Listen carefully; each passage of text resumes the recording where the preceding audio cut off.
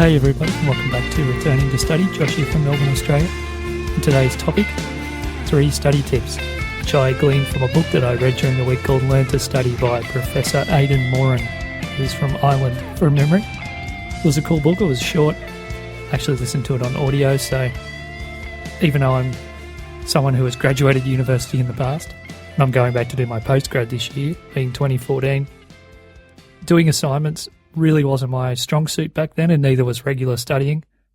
Kind of just lucked out that I had a bit of a knack for doing well on exams, which got me over the line a lot.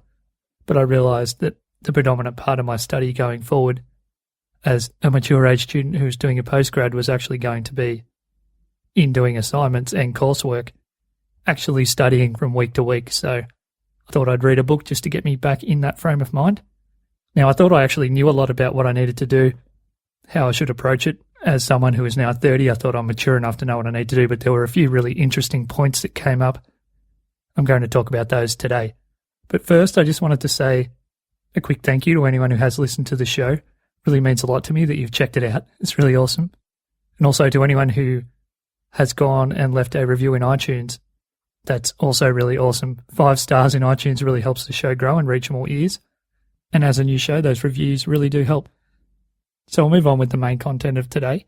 So as I mentioned, these tips were gleaned from Professor Aidan Moran's book, Learn to Study, which is available on Amazon. And as I mentioned, I listened to the audio version. So his first tip, and it's something that I hadn't really ever thought about, and it's something I know I definitely didn't do back in the day, and that's to have a regular study time and a regular study place. So a location, a specific area of your unit, house, library, whatever, that you go to regularly, and the only reason you use that space is to actually study. Try to keep the same time every day and have that early in the day or whenever you're most energized. If you're an energetic person in the morning, then that should be your study time, or if you find that you're more observant or have better concentration or memory at night time for some reason, then maybe you make that your study time. But try to keep it the same time each day. Commit to those days and times where you are going to study. And as I mentioned, just try to make it the same location each time and have that just set aside for studying. Professor Moran also recommended trying to keep that area really, really clean and tidy, so when you come to study again the next time, you haven't left it in a complete mess. Because I know as a student, it doesn't take much to put you off studying to begin with.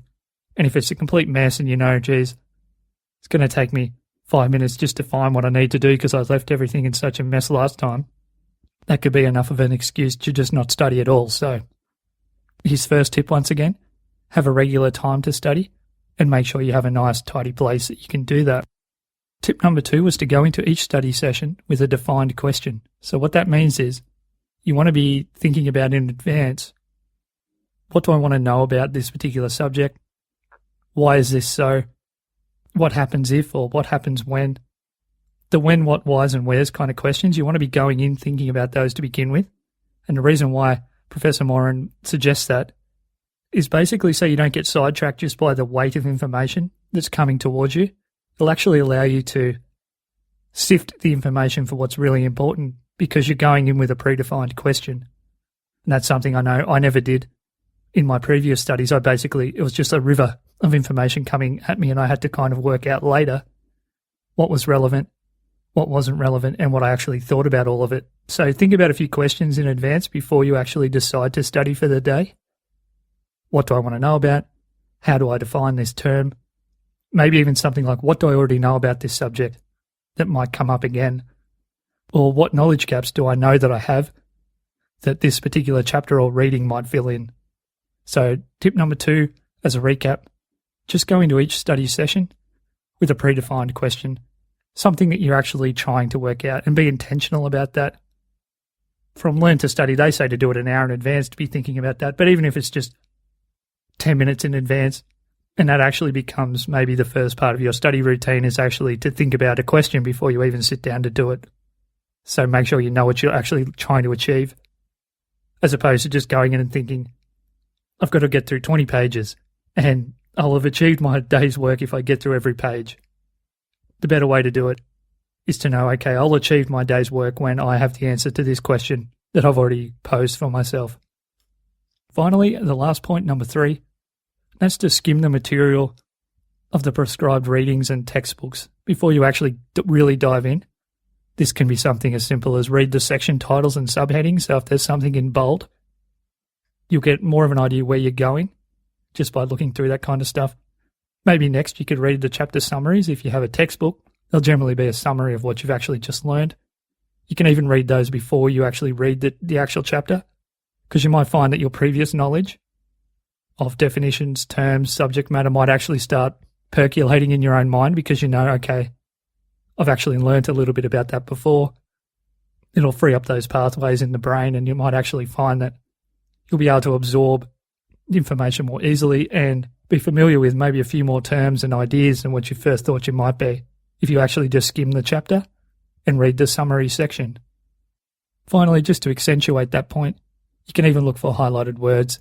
I know a lot of textbooks have thought bubbles and all those kinds of things.